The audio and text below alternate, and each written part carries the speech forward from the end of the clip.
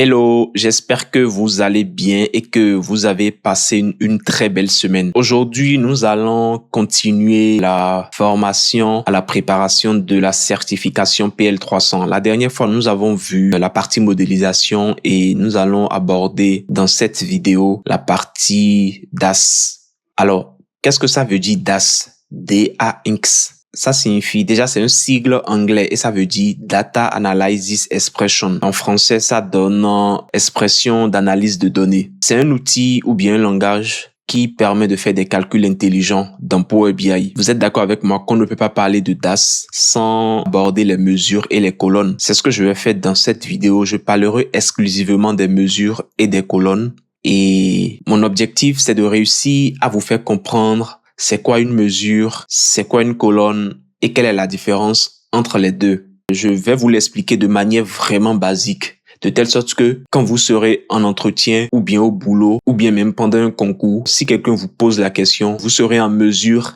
de lui répondre très facilement. Donc, je vais aller dans la vue des données et nous allons prendre un exemple de colonne. Par exemple, ici, année offre, c'est une colonne. Déjà, ce qu'il faut retenir, c'est que une colonne sert à stocker des valeurs ligne par ligne dans une table. J'attire votre attention sur l'expression ligne par ligne. C'est vraiment important de savoir que la colonne sert à stocker des valeurs ligne par ligne dans une table. Je ne parle pas de l'ensemble de la table. C'est vraiment les valeurs fixes ligne par ligne. Et ici, par exemple, année offre est une colonne parce que la valeur 2013 est stockée dans la table au niveau de la première ligne. Ici aussi, 2013 est stocké au niveau de la deuxième ligne. 2013 est stocké au niveau de la troisième ligne. Ça aurait pu être 2013, 2014, 2015, 2016 ou bien 2017. Tant que la valeur est stockée ligne par ligne dans la table, alors on parle de colonne.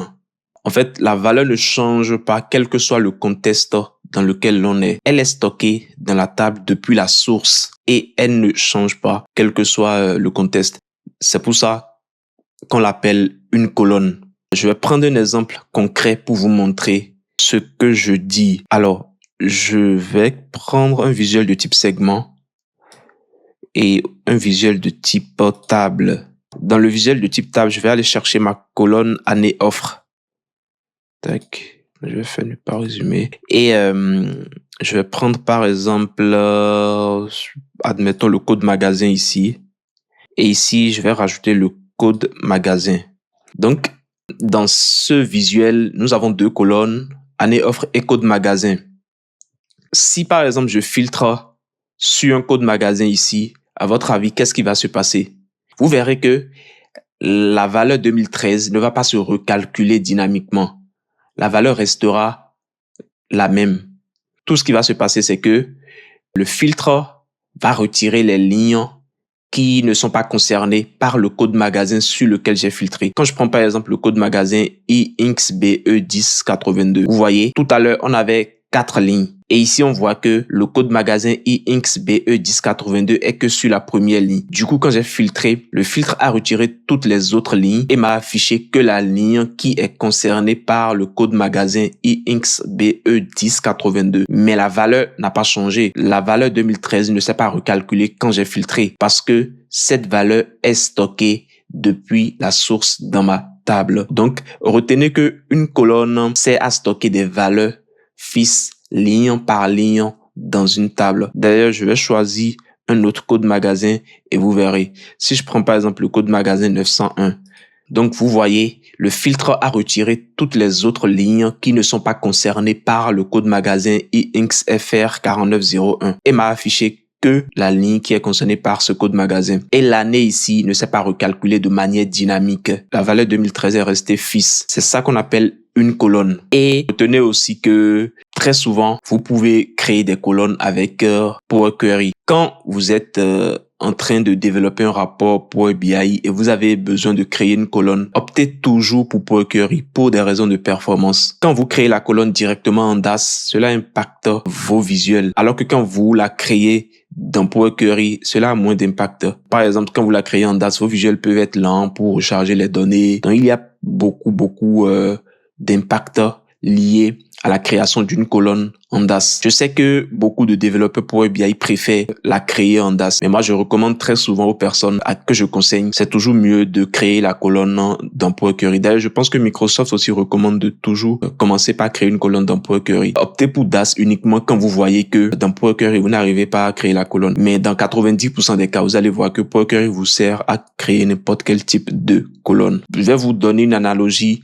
pour vous aider à mieux comprendre c'est quoi une colonne. Quand vous prenez votre carte d'identité, dessus vous avez votre date de naissance. Et votre date de naissance, c'est une valeur fixe. Elle ne change pas. Quel que soit là où vous êtes, quelle que soit la personne avec qui vous discutez, que votre carte d'identité soit expirée ou bien que vous soyez en train de la renouveler, votre date de naissance ne change pas. C'est une valeur fixe. Donc, quand vous pensez à colonne, pensez à votre date de naissance. Ma date de naissance peut être différente de la date de naissance de Pierre, mais ma date de naissance est figée et elle reste la même. La date de naissance de Pierre est figée aussi et elle reste la même. Quel que soit le contexte dans lequel l'on est, ma date de naissance reste figée. Maintenant, je vais essayer de créer une colonne dans Power Query pour vous montrer un exemple de comment vous pouvez l'utiliser pour en créer. Donc, je vais ouvrir Power Query. C'est aller sur un autre écran. Je vais le ramener ici. Tac. Alors, on est dans la table ligne offre. Et ce que je vais faire, c'est créer une colonne que l'on va appeler délai de transformation, qui est la différence entre la date de l'offre et la date des ventes. Donc, je vais faire pour créer la colonne, je vais chercher l'onglet ajouter une colonne. Je vous l'avais montré dans les vidéos de début où j'expliquais comment transformer les données avec Power Query. Donc, nous allons faire colonne personnalisée. Je vais l'appeler délai transformation. Et ici, on a dit la date de l'offre. La date de l'offre. Tac. Moins la date de vente. Et je vais faire OK. Alors, ici, il m'a généré automatiquement la colonne. Et je vais juste changer le type. Je vais mettre nombre entier. Après, bon, je pense qu'il y a un petit problème au niveau de mes données, mais ce n'est pas grave. Mon objectif, c'était tout simplement de vous montrer comment vous pouvez utiliser Power Query pour faire une colonne calculée. Donc ici, je vais plutôt, bon, c'est pas grave, je vais la laisser comme ça, je vais fermer. J'espère que vous aviez compris c'est quoi une colonne. Et si vous avez des questions, n'hésitez pas à me les poser en commentaire. Donc, une colonne sert, par exemple, à regrouper des données dans un visuel, à segmenter des données ou bien à filtrer des données. Chaque fois que vous êtes en train de développer un rapport Power BI et vous vous demandez s'il faut faire une colonne calculée ou bien une mesure, partez toujours du besoin initial. Votre besoin initial, c'est à partir de ça que vous saurez s'il faut faire une colonne calculée ou bien une mesure, parce que les deux ne servent pas à la même chose. Vous pouvez aussi, si vous voulez faire des recherches et voir à quoi sert une colonne et à quoi sert une mesure, cela vous permettra de vous poser les bonnes questions pour savoir si, pour répondre à un problème bien précis, il faut passer par une colonne calculée en DAS ou bien une mesure. Maintenant, nous allons parler des mesures. Contrairement aux colonnes qui sont stockées ligne par ligne dans une table, les mesures, elles ne le sont pas. Elles se calculent dynamiquement. La valeur d'une mesure se calcule dynamiquement. Nous allons prendre un exemple. Si par exemple, je décide de compter les offres qu'il y a dans la table ligne offre, je vais utiliser une mesure et vous allez voir que en fonction de mon contexte, la valeur va se calculer de manière dynamique. Donc là, je vais faire nouvelle mesure.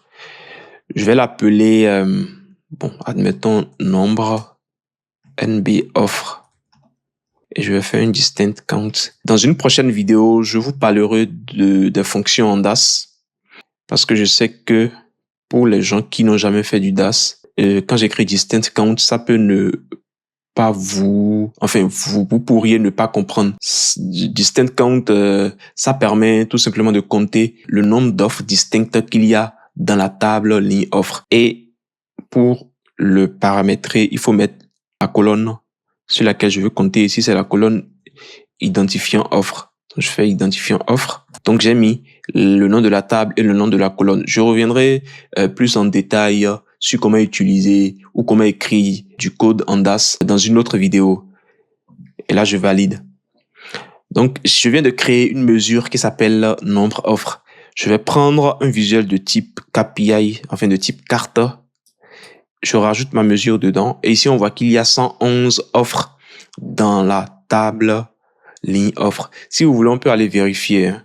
Quand je prends ma table ligne offre, tac, tac, tac, nous allons voir la colonne identifiant offre.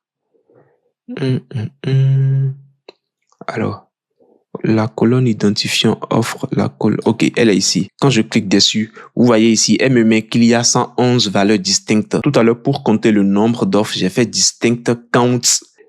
Et j'ai dit que ça permet de compter le nombre d'offres distinctes dans la table ligne offre. Et c'est ce qui s'est passé. On a trouvé les mêmes valeurs. Donc, j'ai créé une mesure qui permet de calculer le nombre d'offres distinctes dans la table ligne offre. Maintenant, je vais rajouter dans ce visuel, supposons je rajoute le libellé des produits, tac, et je rajoute ma mesure. Je rajoute ma mesure nombre d'offres. D'ailleurs, je pense que, tac, je pense que celui-ci, finalement, je n'en aurai plus besoin. Je vais la supprimer. Ok, donc ici, j'ai le nombre d'offres par libellé de produits. Et ici, je peux par exemple créer un autre visuel de type segment où je vais mettre, quand je vais dans la table produit par exemple, est-ce que je peux mettre le code produit?